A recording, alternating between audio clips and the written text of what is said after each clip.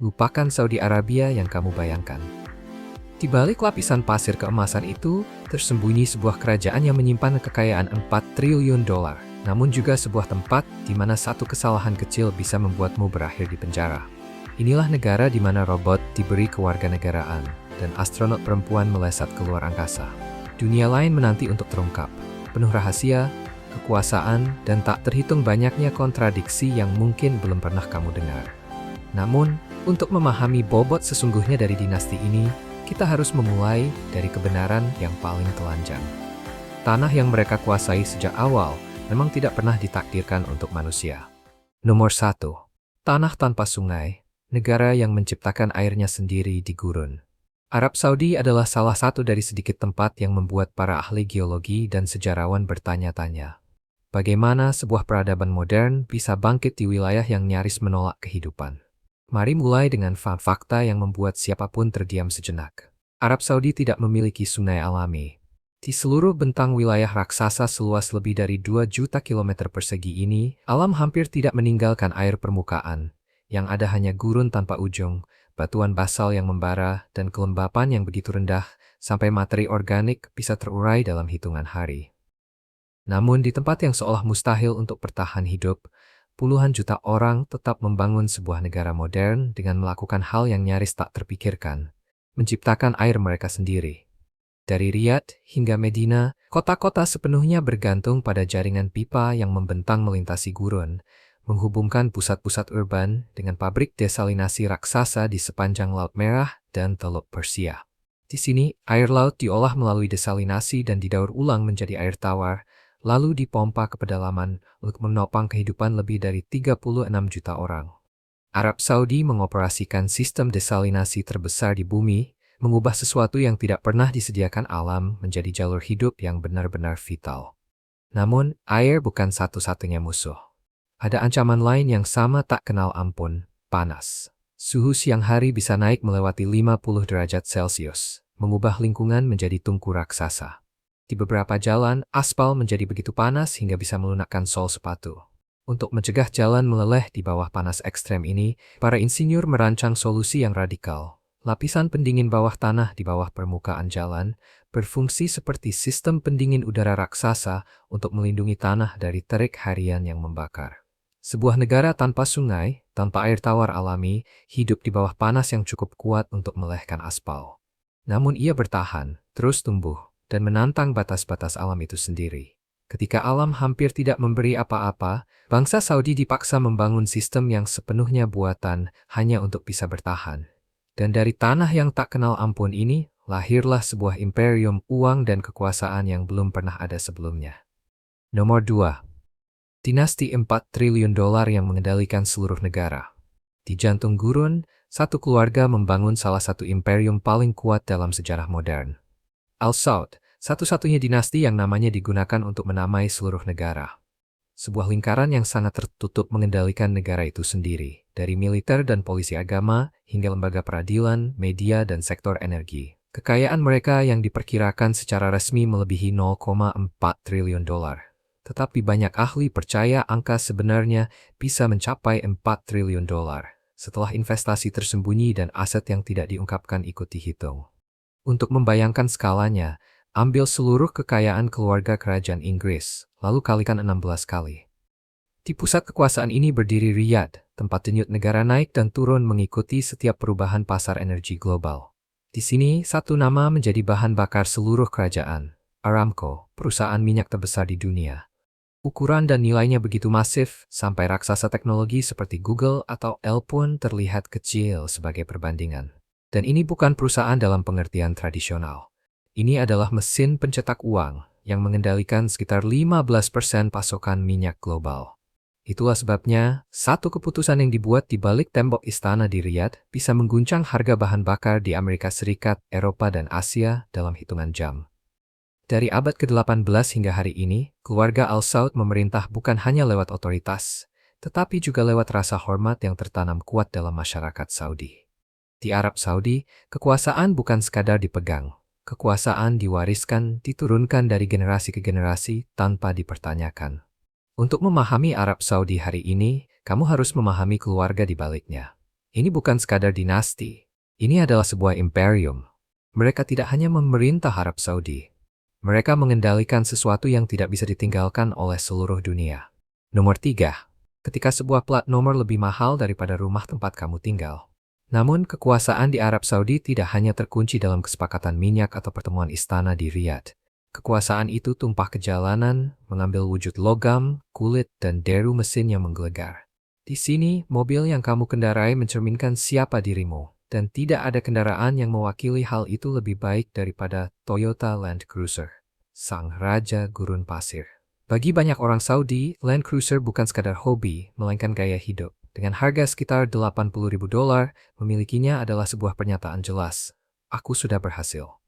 Namun, Land Cruiser hanyalah permulaan. Melangkah ke jalanan, kamu akan menyaksikan parade mobil super yang terasa seperti adegan film.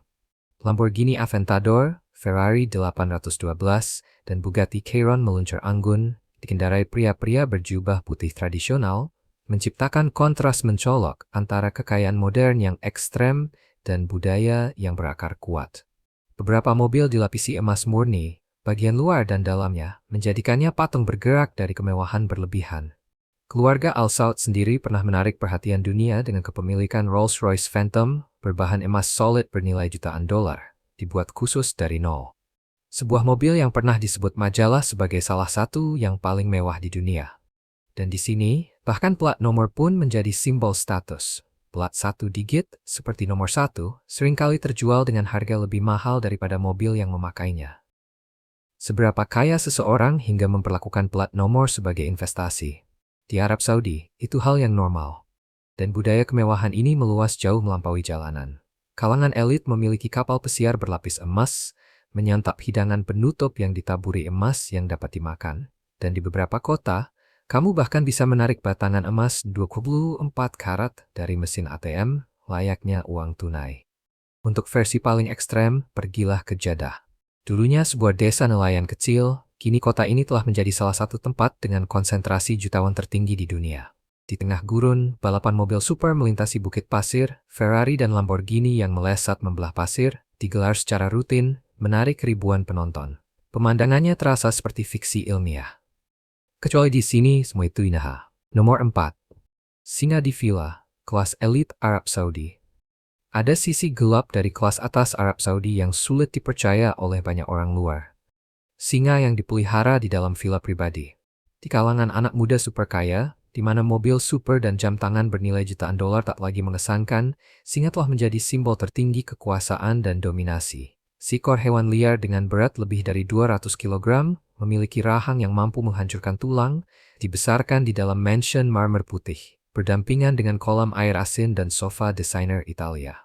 Para pemilik dengan bangga memamerkan momen singa berbaring di atas karpet Persia, menggosokkan tubuhnya ke tangan mereka, atau berpos di samping Lamborghini dan McLaren yang terparkir di pintu masuk. Mereka tertawa seolah singa itu tak lebih dari kucing rumahan berukuran besar. Yang tidak pernah mereka sebutkan adalah kenyataan berbahaya di baliknya. Setiap gerakan singa dipandu oleh naluri, dan naluri itu tidak pernah benar-benar hilang. Memiliki singa sama sekali tidak sederhana. Harga pembelian antara $5.000 hingga $15.000 hanyalah permulaan. Memelihara predator puncak membutuhkan pengeluaran besar untuk daging mentah, kandang khusus, perawatan medis berkelanjutan, dan penanganan satwa liar profesional. Ini adalah gaya hidup yang hanya diperuntukkan bagi lapisan teratas masyarakat, di mana uang bukan lagi ukuran kekayaan, melainkan alat untuk mempertontonkan kekuasaan. Namun, kegelapan sesungguhnya adalah apa yang tidak pernah ditampilkan media sosial. Singa adalah pemburu soliter yang membutuhkan wilayah luas hingga puluhan kilometer. Ketika dikurung di dalam ruangan, nalurinya ditekan, perilakunya menjadi tidak stabil, dan tingkat stres serta agresi meningkat. Organisasi kesejahteraan hewan memperingatkan bahwa bahkan singa yang dibesarkan sejak kecil tidak pernah benar-benar beradaptasi dengan kehidupan manusia. Di Arab Saudi, memiliki singa mungkin melambangkan kekayaan ekstrem.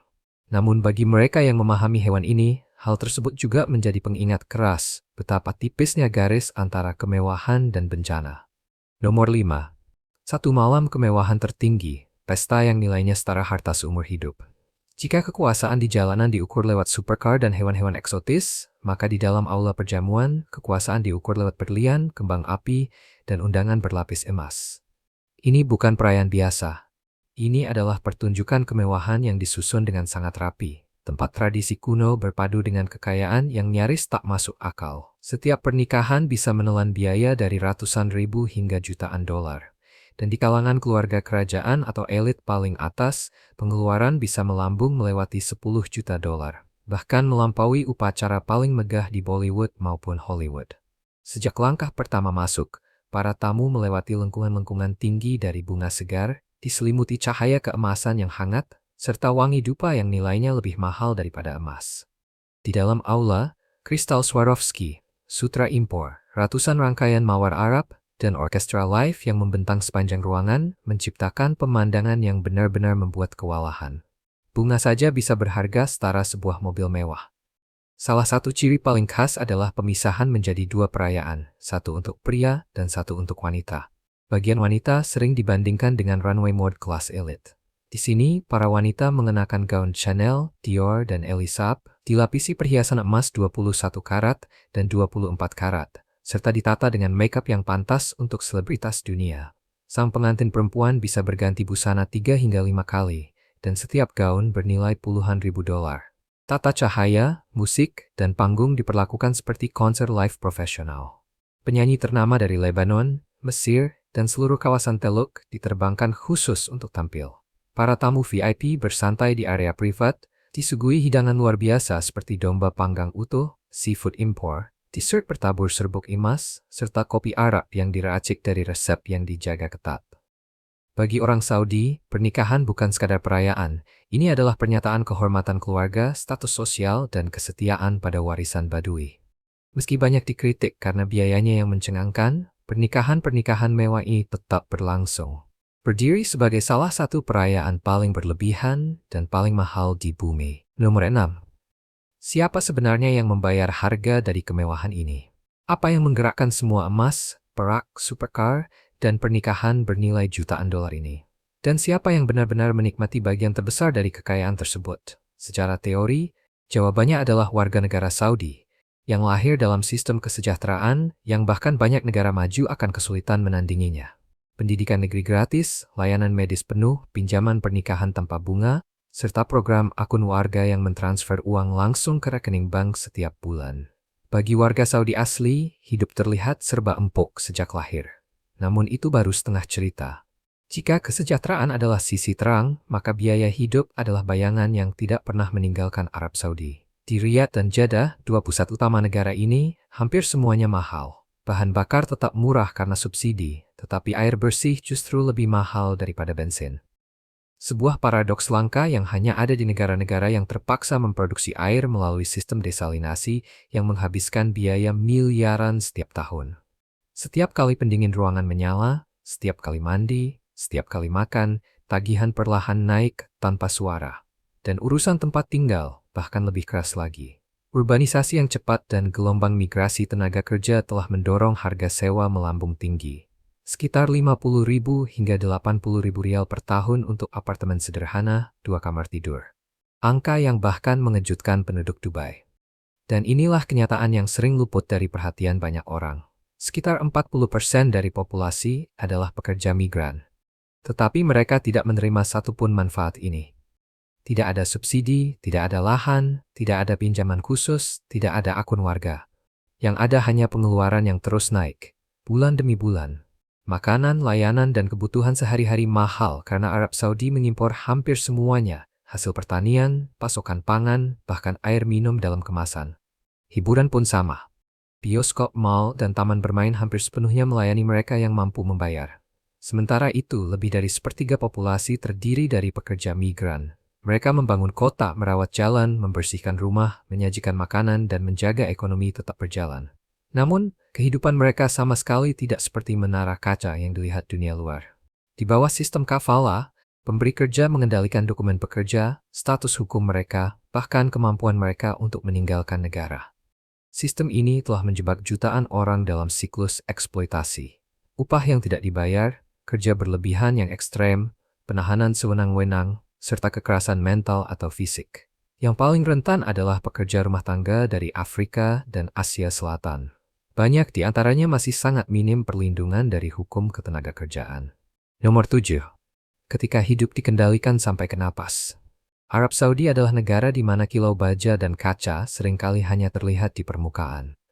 Di balik citra modern itu, ada sistem sosial yang dikendalikan sangat ketat oleh hukum syariah, di mana kontrol bukanlah pengecualian, melainkan fondasi negara itu sendiri. Di jantung Riyadh, ada sebuah tempat yang dunia luar masih ingat dengan nama yang terasa mengerikan, Chop Chop Square. Di daerah Square, eksekusi publik dulu pernah dilakukan di bawah terik matahari, menjadi pengingat keras bahwa hukum di sini tidak berhenti pada peringatan. Hukum bergerak langsung menuju efek gentar maksimal. Pencurian, narkoba, pembunuhan, bahkan pelanggaran agama tertentu bisa berujung hukuman mati. Bagi warga negara, ini menciptakan lingkungan dengan keamanan yang nyaris mutlak. Namun bagi orang luar, rasa takut justru menjadi bagian dari kehidupan sehari-hari.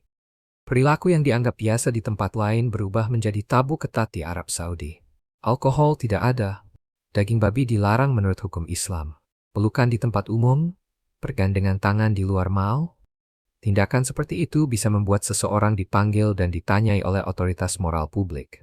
Apa yang bagi banyak orang adalah kesenangan tak berbahaya, sebotol bir, pesta, ciuman perpisahan, sepenuhnya berada di luar batas yang diterima. Ketiadaan kebebasan-kebebasan kecil inilah yang membuat banyak orang merasakan kerangka tak kasat mata yang membentuk hidup di kerajaan tersebut. Dan paradoks terbesar adalah, aturan-aturan ini tidak ditegakkan secara setara. Di resort ultra mewah di sepanjang Laut Merah, yang dibangun untuk orang-orang super kaya dan pengunjung internasional, pembatasan kadang dilonggarkan. Di tempat kepentingan ekonomi menjadi prioritas, Arab Saudi yang berbeda muncul. Musik terdengar lebih keras, aturan berpakaian lebih santai, dan alkohol menjadi sesuatu yang terasa lebih mungkin. Ini berkontras tajam dengan kehidupan lebih dari 10 juta pekerja migran yang berada di dasar hierarki sosial. Mereka membangun kota, menjalankan layanan, dan menjaga ekonomi tetap hidup. Tetapi mereka tidak diberi kewarganegaraan, tidak boleh memiliki properti, dan tidak punya suara nyata dalam masyarakat yang mereka topang. Di negara di mana jutaan orang bekerja seumur hidup tanpa pernah menjadi warga negara, bahkan sebuah robot pernah diberi kewarganegaraan. Momen itu mengejutkan media global, karena untuk pertama kalinya entitas non-manusia menerima status hukum. Dan hal itu seakan merangkum kontradiksi mendalam yang menjadi inti Arab Saudi. Nomor 8. Zona-zona terlarang yang tak terlihat di Arab Saudi. Walaupun Arab Saudi kini lebih terbuka dari sebelumnya, menyambut wisatawan dan mengadakan festival internasional, negara ini tetap diatur oleh aturan budaya dan agama yang ketat, yang harus dipatuhi setiap pengunjung. Aturan ini bukan sekadar tradisi. Aturan-aturan ini adalah tulang punggung hukum masyarakat Saudi. Hal pertama yang biasanya disadari pengunjung adalah soal pakaian. Baik pria maupun wanita diharapkan berpakaian sopan di ruang publik sebagai bentuk penghormatan terhadap nilai-nilai lokal. Bagi perempuan, ini sering berarti menutup lengan dan kaki, dan di banyak wilayah yang lebih tradisional, abaya masih terasa hampir wajib, meskipun menutup rambut tidak lagi ditegakkan seketat dulu. Ungkapan kasih sayang di tempat umum yang lazim di banyak negara barat dianggap tidak pantas di sini. Pelukan, ciuman, atau bahkan bergandengan tangan antara dua orang yang belum menikah bisa berujung pada pemeriksaan oleh otoritas. Alkohol adalah larangan mutlak lainnya. Minum, memiliki, atau mencoba membawa alkohol masuk ke negara ini dapat berakhir pada hukuman berat, termasuk penjara atau hukuman fisik. Bahkan makan di tempat umum pun memiliki aturan tak tertulis. Banyak restoran masih memisahkan area keluarga dari area yang diperuntukkan bagi pria lajang. Ada satu kasus terkenal pada tahun 2018 yang menunjukkan betapa seriusnya norma-norma ini. Seorang pria asal Mesir ditangkap setelah mengunggah video dirinya sarapan bersama seorang wanita yang tidak memiliki hubungan keluarga dengannya di kawasan permukiman. Dan pembatasan yang paling penting dari semuanya. Makkah dan Madinah secara ketat diperuntukkan bagi umat Muslim. Non-Muslim yang mencoba memasuki kota suci ini melakukan pelanggaran pidana yang dapat berujung denda, deportasi, atau konsekuensi hukum lainnya. Setiap jalan menuju Makkah dan Madinah dipantau oleh pos pemeriksaan untuk menegakkan aturan ini. Di Arab Saudi, beberapa batas tidak ditandai di peta, tetapi melintasinya tetap bisa mengubah hidupmu. Nomor 9. para pejuang senyap di Gurun Arab. Jika ada satu hal yang sejak dulu selalu membuat dunia penasaran tentang Arab Saudi, itu adalah perempuan. Kurang dari 1 dekade yang lalu, mereka tidak diizinkan mengemudi, menonton di bioskop, atau pergi ke konser. Hari ini, di jalanan Riyadh, pemandangan perempuan mengendarai mobil-mobil baru yang mengilap sudah menjadi hal yang sepenuhnya biasa. Namun perubahan itu jauh melampaui urusan mengemudi. Abaya yang dulu wajib kini dilonggarkan, sehingga perempuan bisa memilih desain modern dan berwarna, bukan lagi harus mengenakan busana hitam tradisional. Lalu datang momen yang menarik perhatian dunia. Rayana Barnawi menjadi perempuan Saudi pertama yang pergi ke luar angkasa, sebuah simbol kuat dari visi 2030 negara tersebut. Namun di balik citra modern ini, tersimpan warisan yang jauh lebih dalam. Mata Arab yang sejak lama dikagumi di seluruh dunia. Struktur tulang wajah yang tegas, bulu mata yang tebal, serta warna-warna langka seperti coklat amber, hijau zaitun, atau abu-abu keperakan. Bukan sekadar ciri kecantikan. Semua itu adalah hasil dari ribuan tahun pertukaran budaya antara Laut Merah dan wilayah Levant. Saat wajah tertutup, mata menjadi bahasa tersendiri. Dan yang banyak orang tidak sadari, perempuan di balik mata itu bukan hanya cantik, tetapi juga luar biasa tangguh. Sejak kecil, banyak gadis Badui belajar menunggang unta, membaca jejak di pasir, dan bernavigasi dengan mengamati matahari. Ketika mereka tumbuh, mereka berkumpul di sekitar api unggun gurun, menjaga nyawa tetap hidup sepanjang malam, menyeduh teh tradisional lewat ritual 3 langkah, dan bahkan ikut serta dalam tarian pedang saat festival untuk menghormati para leluhur. Nomor 10. Kota masa depan atau bencana di gurun. Di dalam sebuah kerajaan yang masih sangat dibentuk oleh hukum syariah dan tradisi suku, muncul sebuah ambisi yang terdengar nyaris tidak nyata, mengubah gurun itu sendiri menjadi laboratorium raksasa masa depan. Sebuah gagasan yang begitu berani, sampai terasa seperti diambil dari fiksi ilmiah. Arsitek dari visi itu adalah putra mahkota Mohammed bin Salman, penggerak utama visi 2030, sebuah rencana nasional untuk memutus ketergantungan Arab Saudi pada minyak. Di jantungnya ada NEOM, megaproyek bernilai miliaran dolar, dan di dalamnya konsep paling mencolok dari semuanya, The Line. Sebuah kota linear, lebarnya hanya beberapa ratus meter, memanjang ratusan kilometer melintasi gurun, dibungkus bagian luar bercermin, tanpa jalan, tanpa mobil, dan tanpa emisi. Transportasi akan mengandalkan kereta berkecepatan tinggi dan taksi terbang. Dalam teori, ini adalah kota nol karbon dengan iklim yang dikendalikan dan bahkan bulan buatan, persis masa depan yang dulu kita bayangkan dalam film. Namun, di balik citra yang dipoles rapi, ada kenyataan yang jauh lebih gelap. Untuk membuka lahan bagi NEOM, komunitas suku seperti Howeitat dipaksa dipindahkan dari wilayah leluhur mereka. Kelompok-kelompok hak asasi manusia menuduh negara menahan para pembangkang dan menekan oposisi terhadap proyek ini. Pada saat yang sama, skala The Line diam-diam telah diperkecil dari janji-janji awalnya. Setelah puluhan miliar dolar digelontorkan, defisit yang terus membesar memaksa para pejabat mengakui kenyataan yang sulit. Kami menghabiskan terlalu banyak dan prioritas harus berubah. Trojena, resort ski di gurun, mencerminkan filosofi yang sama, membengkokkan alam dengan uang. Ketika suhu di luar melampaui 40 derajat Celcius, para pengunjung bermain ski di atas salju buatan di dalam ruangan, sementara Arab Saudi berupaya menjadi tuan rumah Olimpiade musim dingin dan mengucurkan miliaran untuk olahraga, hiburan, sepak bola, dan Formula 1 demi membentuk ulang citra globalnya. Organisasi hak asasi manusia menggambarkan strategi ini sebagai sports washing, menggunakan stadion, konser, dan mega acara untuk mengalihkan perhatian dari penindasan, penangkapan, dan kontrol sosial yang ketat. Ketika laporan internasional mulai menyoroti biaya yang meningkat, keterlambatan, penyelidikan korupsi, serta efisiensi yang dipertanyakan, NEOM perlahan menjadi simbol dengan 2 wajah.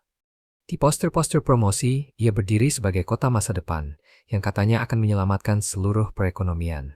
Namun bagi para pengkritik, ia menjadi cermin raksasa, memantulkan semua hal yang berusaha disembunyikan Arab Saudi. Pemborosan, ketimpangan, dan perlombaan melawan waktu, ketika tak seorang pun tahu apakah tujuannya akan menjadi surga futuristik atau megastruktur terbengkalai yang ditelan gurun. Nomor 11. Ibu kota hiburan di tengah gurun Qiddiya City adalah pernyataan paling berani dari Arab Saudi, dengan ambisi mengubah negara gurun ini menjadi pusat hiburan kelas dunia. Berjarak sekitar 40 km dari Riyadh, proyek ini membentang lebih dari 360 km persegi, dengan investasi sekitar 40 miliar dolar. Qiddiya tidak dirancang sebagai satu taman tunggal, melainkan sebagai sebuah kota hiburan raksasa, tempat olahraga, seni, pertunjukan, permainan petualangan, dan rekreasi berpadu dalam satu metropolitan futuristik. Proyek ini juga menjadi bagian kunci dari strategi Vision 2030 untuk membentuk ulang perekonomian, mengurangi ketergantungan pada minyak, serta mendorong pariwisata dan teknologi. Ikon utamanya adalah Six Flags Qiddiya dengan 28 wahana, termasuk Falcon's Flight, roller coaster yang direncanakan menjadi yang tercepat, tertinggi, dan terpanjang di dunia, meluncur tajam melewati tebing buatan raksasa. Kota ini juga menghadirkan Aquarabia, taman air dengan 22 wahana, serta Dragon Ball Theme Park dengan lebih dari 30 pengalaman berbasis anime, di mana setiap zona menelan biaya pembangunan hingga miliaran dolar. Ambisi Saudi tidak berhenti di situ. Qiddiya Speed Park dirancang sebagai sirkuit Formula 1 masa depan, dengan 21 tikungan dan perubahan elevasi hingga 108 meter. Struktur ikonik bernama The Blade menjulang hingga 70 meter, menjanjikan salah satu tata lintasan balap paling unik di dunia. Meski belum menjadi tuan rumah Formula 1, Qiddiya telah masuk panggung global dengan menjadi lokasi FIA Extreme H World Cup 2025, ajang balap pertama di dunia yang menggunakan tenaga hidrogen. Ini menandai pergeseran besar dari sekadar konsep desain menuju realitas internasional. Saat beroperasi penuh, Qiddiya akan berjalan sebagai kota hiburan dengan sistem tiket terintegrasi, berpotensi menyambut hingga 48 juta pengunjung setiap tahun, dengan harga yang sebanding dengan Disney dan Universal, sekitar 65 hingga 320 dolar per hari. Tiket Six Flags diperkirakan sekitar 70,9 dolar, sementara Aquarabia sekitar 55,75 dolar. Ketika rampung sepenuhnya, Qiddiya diproyeksikan menciptakan lebih dari 325.000 lapangan kerja, menghasilkan sekitar 4 miliar dolar dalam produk domestik bruto tahunan, dan menjadi pilar ekonomi baru bagi Arab Saudi. Nomor 12. Ketika hukum suku lebih kuat daripada hukum negara. Di luar kota-kota raksasa seperti Riyadh dan Jeddah, Arab Saudi memasuki dunia yang sangat berbeda. Dunia di mana kehidupan sehari-hari lebih dibentuk oleh tradisi suku daripada reformasi modern. Di wilayah-wilayah ini, laju perubahan melambat secara drastis. Di daerah pegunungan Asir dan Najran, serta di desa-desa yang tersembunyi jauh di dalam gurun, adat kuno masih mendominasi kehidupan masyarakat. Belati, jambia, dan senapan kerap muncul dalam festival, pernikahan, dan pertemuan suku. Bagi masyarakat setempat, benda-benda ini bukan sekadar senjata, melainkan simbol kehormatan, keberanian, dan kedewasaan. Tradisi ini telah bertahan selama berabad-abad dan tetap menjadi inti identitas regional. Meski pemerintah Arab Saudi berupaya memperluas reformasi sosial ke wilayah-wilayah terpencil ini, kemajuannya tidak mudah. Loyalitas mendalam terhadap adat suku membuat komunitas bersikap hati-hati terhadap perubahan yang terlalu cepat. Reformasi yang menyangkut hak perempuan, hiburan, atau sistem hukum jauh lebih sulit diterapkan di tempat-tempat di mana ikatan keluarga dan suku lebih kuat daripada otoritas negara. Di pedesaan Arab Saudi, tradisi bukanlah kenangan masa lalu. Tradisi adalah cara hidup saat ini, dan alasan mengapa jalan menuju modernisasi di negara ini tetap lebih kompleks dibandingkan wilayah lain di semenanjung Arab. Nomor 13. Elang bernilai jutaan dolar, sisi gelap kebanggaan Arab. Di sepanjang gurun yang seolah tak berujung, satu simbol kekuatan telah membentuk identitas Arab selama ribuan tahun. Elang. Ini bukan sekadar burung pemangsa, melainkan lambang hidup dari garis keturunan, kekuatan, dan kehormatan. Seekor elang unggulan bisa bernilai setara dengan mobil super, bahkan kadang melebihi 1 juta dolar. Dan di kalangan keluarga kerajaan, elang diperlakukan layaknya mahkota hidup. Turnamen elang di seluruh kawasan Teluk terasa seperti perpaduan antara tradisi kuno dan tontonan modern. Dalam lelang-lelang besar, seperti yang diselenggarakan oleh Saudi Falcons Club, setiap burung dinilai dengan sangat teliti, mulai dari kecepatan menukik, kemampuan berburu, hingga postur dan ketenangannya. Kekuatan dan presisi seekor elang dipandang sebagai suara kehormatan suku, dan kemenangan dalam turnamen bernilai jutaan dolar menghadirkan prestise yang melampaui uang. Di dalam villa-villa mewah, elang hidup bak selebritas. Mereka ditempatkan di ruangan dengan suhu terkontrol dan pencahayaan yang diatur, diberi makanan tinggi protein, serta dirawat oleh dokter hewan pribadi. Beberapa bahkan memiliki paspor, memungkinkan mereka bepergian lintas negara bersama pemiliknya untuk mengikuti kompetisi, sebuah keistimewaan yang hanya dimiliki segelintir hewan di dunia. Namun, di balik keanggunannya, elang tetaplah predator. Cakar setajam pisau, refleks cepat kilat, dan kecepatan menukik yang melebihi 300 km per jam menjadikannya sangat berbahaya untuk ditangani. Satu kesalahan kecil saja dapat berujung pada cedera serius. Itulah sebabnya, setiap sesi pelatihan selalu dilakukan dengan sarung tangan tebal, tudung pelindung, dan tali kendali, sebuah tarian intens dan penuh disiplin antara manusia dan naluri liar alam. Nomor 14. Tanah terkutuk di Gurun Arab. Mari kita sisihkan sejenak mega proyek futuristik dan kembali ke debu waktu yang terkubur jauh di bawah Gurun Arab. Sebuah tempat penuh misteri yang selama ribuan tahun membuat manusia enggan mendekat. Salah satu yang paling menghantui adalah Madain Saleh, yang juga dikenal sebagai Al-Hijr, situs warisan dunia UNESCO pertama di Arab Saudi. Jika Petra di Yordania terasa akrab, tempat ini adalah saudara kembarnya yang telah lama terlupakan.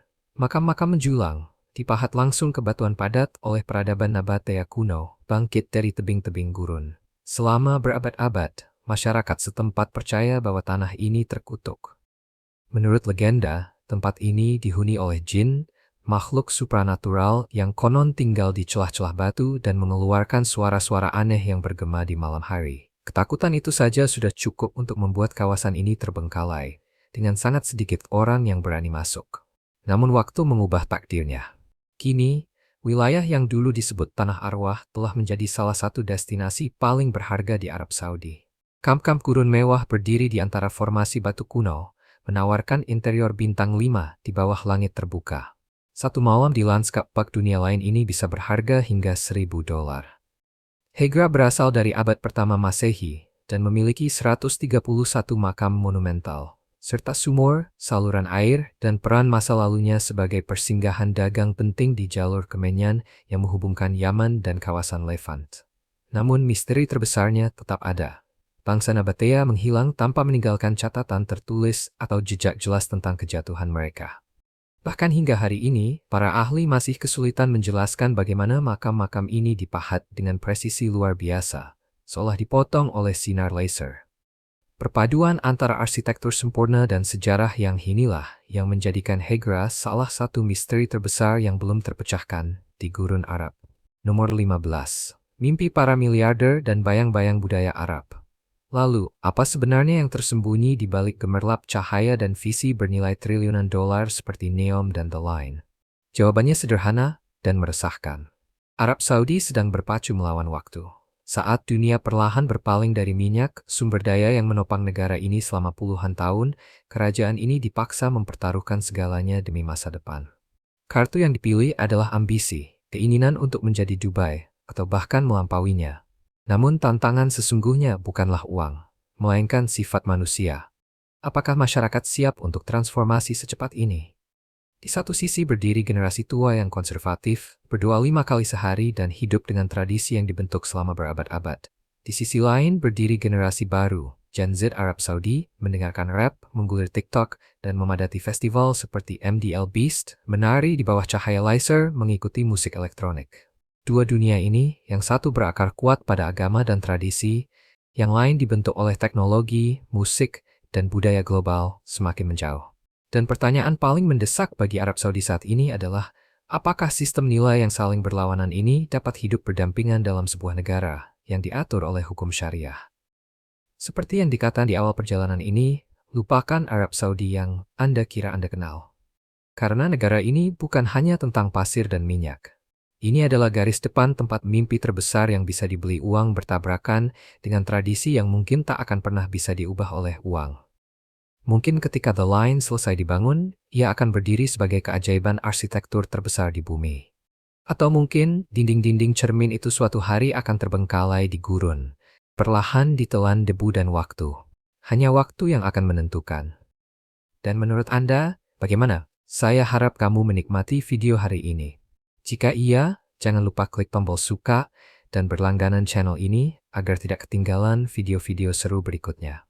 Dukunganmu membantu kami terus membuat konten yang lebih baik lagi. Pastikan kamu menonton video berikutnya yang muncul di layar. Saya yakin kamu akan menyukainya. Jangan lupa tinggalkan komentar tentang negara mana yang ingin kamu lihat kami jelajahi selanjutnya. Terima kasih banyak sudah menonton, dan sampai jumpa di video berikutnya.